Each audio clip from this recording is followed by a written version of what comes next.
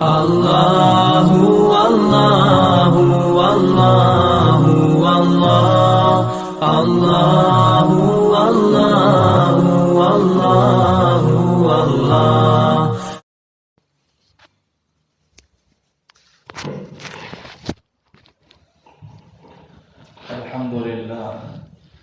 الحمد لله نحمده ونستعينه ونستغفره ونؤمن به ونتوكل عليه ونعوذ بالله من شرور أنفسنا ومن سيئات أعمالنا من يهد الله فلا مضل له ومن يضلله فلا هادي له ونشهد أن لا إله إلا الله وحده لا شريك له ونشهد أن سيدنا ومولانا محمدا عبده ورسوله صلى الله عليه وعلى آله وأصحابه وأزواجه وذرياته وأهل بيته أجمعين وبارك وسلم تسليما كثيرا كثيرا. أما بعد، فأعوذ بالله من الشيطان الرجيم. بسم الله الرحمن الرحيم. إنهم فتية آمنوا بربهم وزدناهم هدى. صدق الله العظيم. محترم بزرگوں، بھائیوں، دوستوں، اللہ تبارک و تعالی نے ہم سب کو جو زندگی عطا فرمائی ہے وہ زندگی بڑی قیمتی ہے، امپورٹنٹ زندگی اللہ پاک نے ہمیں دی ہے. اس کا قیمتی ہونا اگر کسی کو سمجھ میں آ جائے اور مرنے سے پہلے اس کی قدر جان لے تو بڑا نصیب والا ہے. مرنے کے بعد اگر اس کی قیمت سمجھ میں آئی تو وہ کسی کام کا نہیں رہے گا. بورڈ پر جو حدیث لکھی ہے اس میں یہی 5 چیزیں لکھی ہیں کہ مرنے سے پہلے زندگی کی قدر کی جائے، بڑھاپے سے پہلے جوانی کی قدر کی جائے، بیمار ہونے سے پہلے تندرستی کی قدر کی جائے، اور فرصت کی قدر کی جائے مشغولی سے پہلے، اور مالدار ہے تو اپنی مالداری کی قدر کرے غریب ہونے سے پہلے. یہ شعب الایمان کی روایت میں ان 5 چیزوں کی طرف اشارہ کیا گیا ہے، صراحت کے ساتھ بیان کیا گیا ہے کہ ان 5 چیزوں کی قدر کی جائے. اس میں تمام سے زیادہ قیمتی چیز ہے وہ جوانی کا زمانہ ہے. شبابک قبل حرمک، اپنی بڑھاپے کی عمر کو پہنچنے سے پہلے اپنی جوانی کی قدر کرو. جوانی کا جو ٹائم ہوتا ہے میرے بھائیوں بہت قیمتی ٹائم ہوتا ہے. حکیم لوگوں نے لکھا ہے کہ 38 سال تک بندہ جوان کہلاتا ہے، اور بہت زیادہ سے زیادہ کہا جائے تو 40 کی عمر تک بھی کہا گیا ہے. لیکن امپورٹنٹ جو زمانہ ہے وہ 15 سال سے لے کر قریب البلوغ سے لے کر 32 سال کا زمانہ، 33 سال کا زمانہ جوانی کی عمر کہلاتی ہے. جنت میں جانے والے جو جوان ہیں، جو تمام لوگ ہیں، ان کو جو بیان کیا گیا ہے جنتیوں کو کہ ساروں کو نوجوان بنا کر جنت میں داخل کیا جائے گا، تو وہاں 33 سال کی صراحت ہے.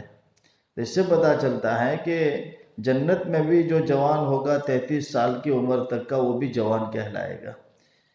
تو بالغ ہونے سے لے کر 33 سال کی عمر کا جو بندہ ہے وہ جوان ہے. اس کی جوانی کا ٹائم بہت قیمتی ٹائم کہلاتا ہے.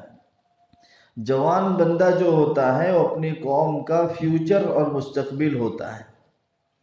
اگر کسی قوم میں بہت زیادہ ترقی ہے، بہت زیادہ وکاس ہے، بہت زیادہ چیزیں وہ خدمات انجام دے رہے ہیں، بہت سارے کام کر رہے ہیں، ہر اعتبار سے اوپر ہے، تو یقیناً اس کے پیچھے جوانوں کا ہاتھ ہے، جوانوں کی اس کے پیچھے محنت لگی ہوگی.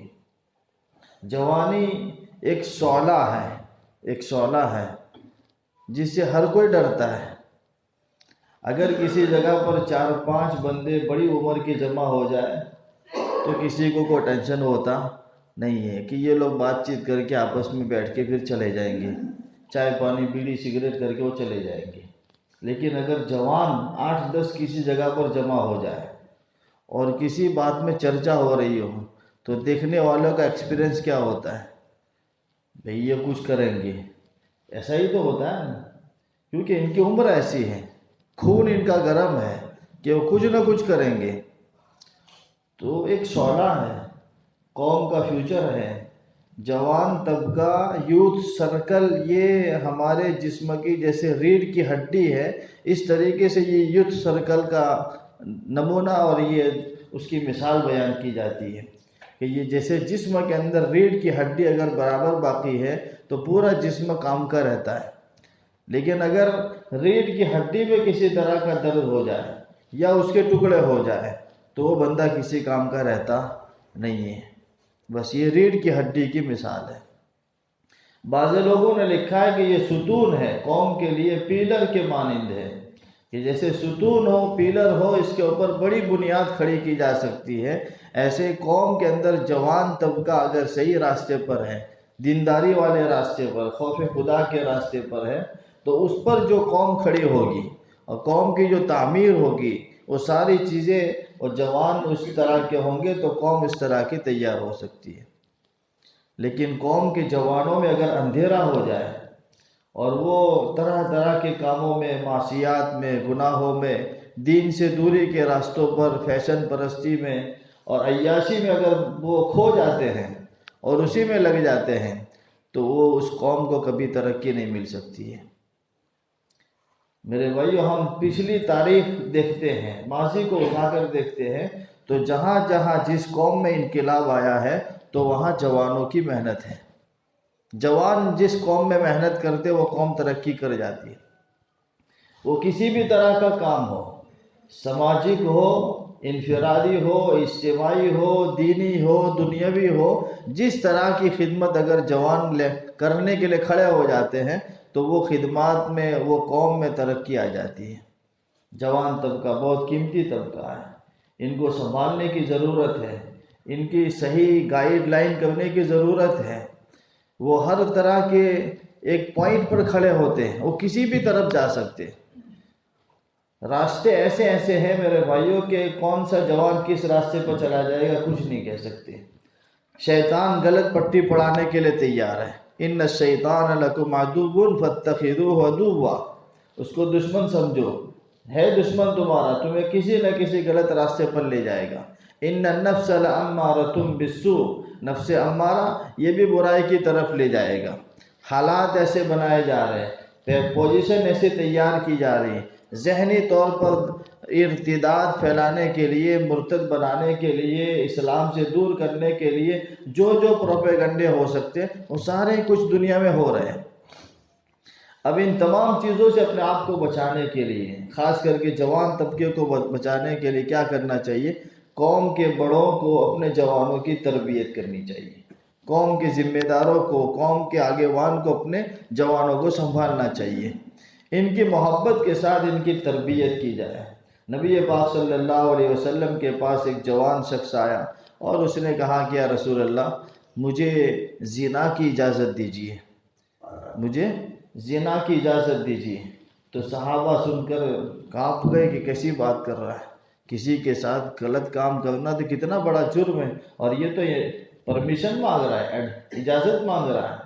تو نبی علیہ السلام نے اس کو اپنے سے قریب بلایا اور اس کو سمجھایا کہ دیکھ، تو جو غلط کام کرنا چاہتا ہے، اگر یہی کام تیری بہن کے ساتھ کوئی کرے تجھے پسند، وہ کہے گا مجھے پسند نہیں ہے. تیری ماں کے ساتھ کوئی کرے تو مجھے پسند نہیں ہے. تیری خالہ کے ساتھ کوئی کرے تو کہ مجھے پسند نہیں ہے. تو جس کے ساتھ یہ کام کرے گا وہ کسی کی بہن ہوگی، کسی کی خالہ ہوگی، کسی کی ماں ہوگی، وہ کیسے اس کو برداشت کر سکتا ہے؟ پھر آپ علیہ السلام نے اس کے سینے پر ہاتھ مارا اور اس کے لیے دعا کر دی. وہ اس ایسے غلط ناپاک ارادوں سے پاک صاف ہو گیا. یہ تربیت کا طریقہ ہے. کسی پر غصے ہو جانا، کسی کی انسلٹ کر دینا، کسی کو بے عزت کرنا، بے آبرو کرنا، اب یہ طریقہ نہیں رہا. اب طریقہ محبت کے ساتھ لے کر چلنے کا طریقہ اختیار کرنا پڑے گا.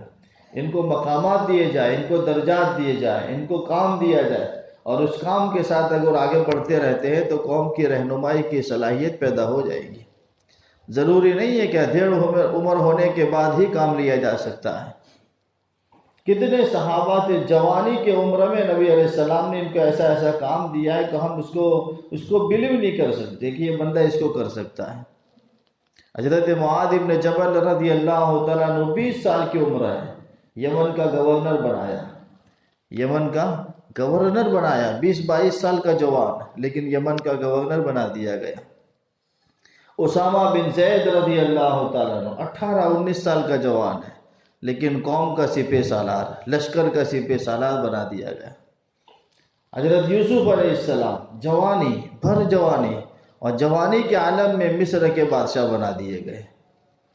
ایسے ایسے واقعات ہیں، ایسی ایسی باتیں ہیں کہ جس سے پتہ چلتا ہے کہ ہماری ایک جو دماغ میں ایک بات بیٹھی ہوئی ہے کہ یہ ہونا چاہیے، وہ ہونا چاہیے کام کے لیے، ایسا نہیں ہے۔ تم کام اس کے حوالے کرو، ان کی رہبری کرو، وہ کام کرنے کے لیے تیار ہے۔ پوری قوم کا وکاس ان کے ذریعے سے ہوگا، کیونکہ ان کے پاس طاقت اتنی ہے، قوت اتنی ہے، وہ سب کچھ کر سکتے ہیں۔ تو جوانوں کو سنبھالنے کی ضرورت ہے۔ نبی پاک صلی اللہ علیہ وسلم جوانی کی عمر میں 25 سال کی جوانی آپ کی، اور اسی دوران قوم میں فتنہ اٹھا، حجر اسود کو کہ کون رکھے گا؟ حجر اسود کو پوری بیت اللہ کی تعمیر ہونے کے بعد حجر اسود کو رکھنے کی باری آئی، فلاں قوم والے کہ ہم رکھیں گے، پھر وہ کہتے ہم رکھیں گے، آپس میں لڑائیاں ہونے سے قریب قریب ہیں، لیکن کسی شخص نے مشورہ دیا کہ یہ کام یہیں روک دیا جائے، آئندہ کل بیت اللہ میں جو پہلے آئے گا اس کے ذریعے سے ہم یہ کام کروا دیں گے۔ نبی علیہ السلام سب سے پہلے پہنچے، 25 سال کی جوانی ہے، اور اسی عمر میں آپ وہاں پہنچے ہیں، اور وہاں جانے کے بعد قوم پیچھے آئی، صبح آ کے دے کر بیٹھا تو یہ محمد الرسول اللہ بیٹھے ہوئے۔ ان کو امین اور ان کو صادق کہا جاتا تھا، لوگ ان کی قدر کرتے تھے، ان کی عزت کرتے تھے، سب لوگوں نے ان کے فیصلے کو مان لیا۔ اور نبی علیہ السلام نے جو فیصلہ کیا کہ چادر کے اوپر پتھر کو رکھا، اور ہر بندے سے کہا، ہر قوم کے بندے سے کہا کہ تم پتھر چادر کا حصہ پکڑو اور اسی کو اٹھا کے حجر اسود کو رکھ دیا۔ مسئلے کا سولوشن ہو گیا، پوری قوم میں تباہی اور جھگڑا ہونے سے نبی علیہ السلام نے بچا لیا۔ یہ جوانی کا عمر کا حصہ ہے، لیکن اب یہ کام کر رہے ہیں۔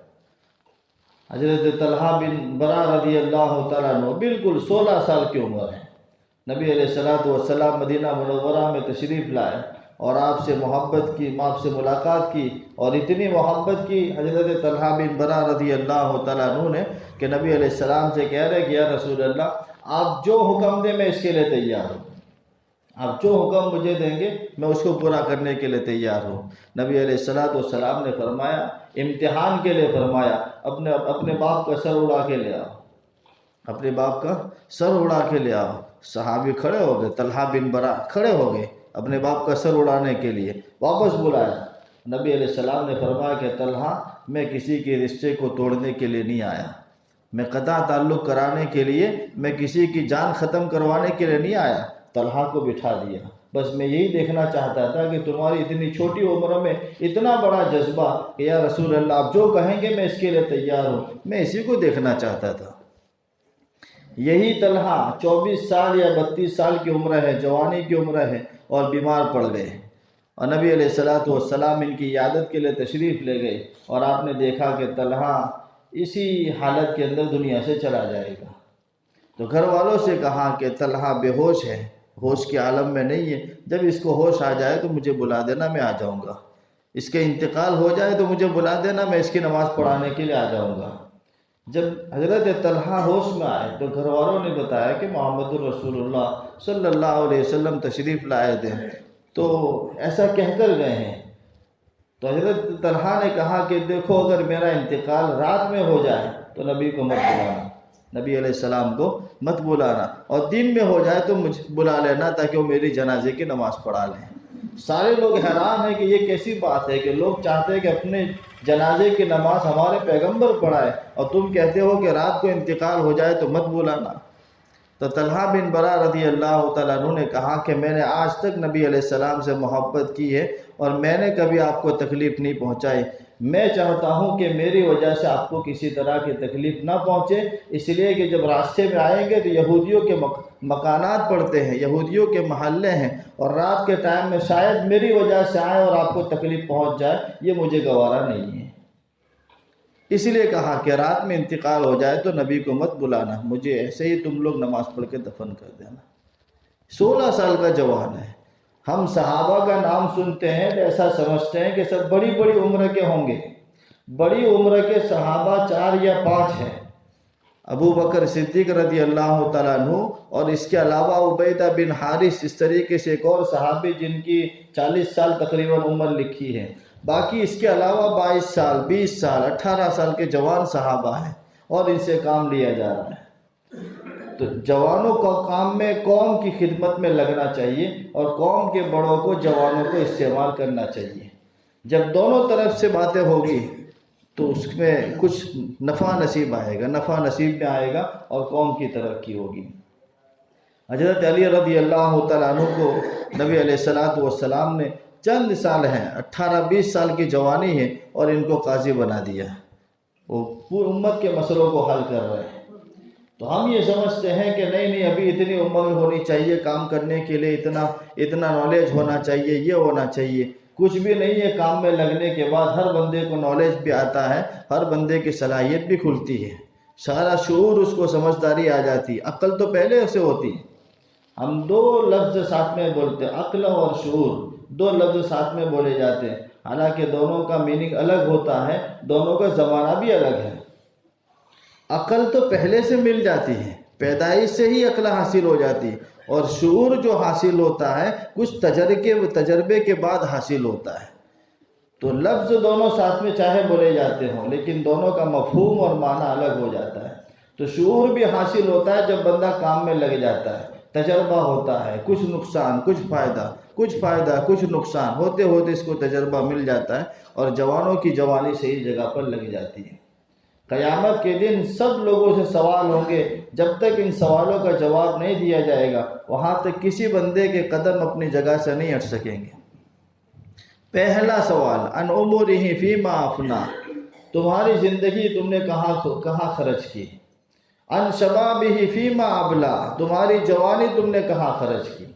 تم کو جوانی میں جو جوش دیا تھا، جو طاقت دی تھی، جو صحت دی تھی، اس کو تم نے کہاں خرچ کیا. عن مالہ من این اکتسبہ وفیما انفقا، مال کہاں سے خرچ کیا، کہاں سے کمایا اور کہاں خرچ کیا. عن علمہ ماذا عمل بہ، علم کے بارے میں کہ تم جانتے تھے اس پر تم نے کتنا عمل کیا. جب تک یہ سوالوں کے جوابات نہیں دیے جا سکتے وہاں تک وہ بندہ اپنی جگہ سے نہیں ہٹ پائے گا. یہ صحیح روایتوں میں لکھا ہے. تو یہاں بھی جوانی کا تذکرہ ہے اور جو امپورٹنٹ چیزیں حدیث میں بتائی گئی اس میں بھی جوانی کا تذکرہ ہے. اور 7 لوگ قیامت کے دن عرش کے سائے میں ہوں گے، اس میں بھی 7 افراد میں جوان کو داخل کیا گیا کہ کل قیامت کے دن اللہ پاک جوان کو عرش کا سایہ نصیب کریں گے جس دن کوئی سایہ نہ ہوگا. بخاری کی روایت، کوئی سایہ نہ ہوگا، پورا میدان محشر چٹیل ہے، کوئی درخت نہیں، کچھ بھی نہیں. لیکن ایسے موقع پر اللہ پاک اپنے عرش کے سائے میں رکھے گا تو جوان بندے کو رکھے گا. وہ کیسا جوان ہوگا؟ شاب نشأ فی عبادت اللہ، ایسا جوان جس نے اللہ کی فرما برداری میں وقت گزارا ہوگا. ایسے جوانوں کا مقام مرتبہ یہ ہوگا. میرے بھائیو، ہمیں چاہیے، ہمیں اپنے جوانوں سے بھی کہتا ہوں، اپنی جوانی کو اچھی جگہ پر، اس کا یہ میننگ نہ لیا جائے کہ میں کوئی ایسی بات کر رہا ہوں، میں ایسے ہی کہہ رہا ہوں. ایک میں نے مضمون دیکھا، نوجوان تباہی کے دہانے پر، تو میں نے وہ مضمون پڑھا، مختلف کتابیں اٹھائی، حدیث کی کتابیں دیکھی، آیات دیکھی. ابھی تو میں نے مضمون پورا کیا ہی نہیں، شروع کیا ہے. وہ انشاءاللہ بعد میں کسی جمعہ کو اس کو پورا کیا جائے گا. تو خلاصہ میری بات کا یہ میں آپ کو بیان کر دوں میرے بھائیوں کہ جوانی کا جو زمانہ ہے بڑا قیمتی زمانہ ہے. اس کو صحیح جگہ پر خرچ کیا جائے، ایسے جیسے کاموں میں لگایا جائے جس سے اپنی بھی اصلاح ہو، قوم کی اصلاح ہو، اپنی عزت بڑھے، قوم کی عزت بڑھے اور دوسروں کے لیے ہم ہدایت کا راستہ بنے. ایسی جگہ پر اپنی جوانی کو یوز کیا جائے. کل قیامت کے دن میں اللہ پاک عزت نصیب کرے گا. جب ہم نے اللہ کے راستے میں اللہ کی عبادت کی وقت گزارا ہوگا تو ایسے جوانوں کو عزت سے نوازا جائے گا. پچھلی قوم میں جتنے بھی جوانوں نے کام کیا، محمد بن قاسم رحمۃ اللہ علیہ، یہ سب جوان تھے. ٹیپو سلطان یہ جوان تھے. طارق بن زیاد جوان تھے. خالد بن ولید جوان تھے. یہ سب بڑے بڑے جوان تھے جنہوں نے دنیا کو اپنے پیچھے چلایا ہے. وہ دنیا کے پیچھے نہیں چلے، دنیا کو اپنے پیچھے لے کر چلے. زمانے کے رخ کو انہوں نے بدلا ہے اور انقلاب قائم کیا ہے اور بتایا کہ جوان اگر کچھ کرنا چاہے تو اس طریقے سے بھی کر سکتے ہیں. تو اپنے اندر جوش پیدا کرے، صحیح راستہ چوائس کرے، صحیح خدمات کو سلیکٹ کرے اور ہمیں کون سا کام کس طریقے سے کرنا ہے، کیسے کیسے کام میں ہمیں مشغول ہونا ہے، نہیں کرنا ہے تو جو کام نہیں کرنے جیسے وہ نہیں کرنے چاہیے۔ جیسے دسمبر کے لاسٹ میں ایک تہوار منایا جاتا ہے، لوگ زور و شور کے ساتھ بے حیائی اور بے شرمی کے ماحول کو قائم کر کے یہ دسمبر کے لاسٹ میں جو تہوار منایا جاتا ہے، اللہ کی پناہ، وہ اتنا ناچ گانا، اتنی بے حیائی بے شرمی ہوتی ہے کہ اللہ کا عذاب بھڑک سکتا ہے، زمین پھٹ سکتی ہے، آسمان ان کے اوپر گر سکتا ہے، اتنی خطرناک بے حیائی اور بے شرمی کے ساتھ اس تہوار کو منایا جاتا ہے۔ لیکن نہیں جانتے تو وہ لوگ اس میں داخل ہو جاتے ہیں، اس میں ساتھ دیتے ہیں اور اپنے آپ کو گنہگار بنا کے اللہ کے سامنے مجرم کھڑا کرتے ہیں۔ تو ایسے ایسے کام ہیں جہاں اپنی جوانی بیکار ہو سکتی ہے، غلط راستے پر کھپ سکتی ہے، ایسے راستوں سے اپنا آپ کو بچانا چاہیے۔ انشاءاللہ اسی مضمون کو بھی ایک جمعہ چھوڑ کے یا اس کے بعد کے جمعہ کو بھی اسی کو بیان کیا جائے گا۔ اللہ تعالیٰ عمل کی توفیق نصیب فرمائے۔ کہا سنا ہوا میرے لیے آپ حضرات کے لیے امن کا، ہدایت کا، نجات کا ذریعہ بنائے۔ وآخر دعوانا الحمدللہ رب العالمین۔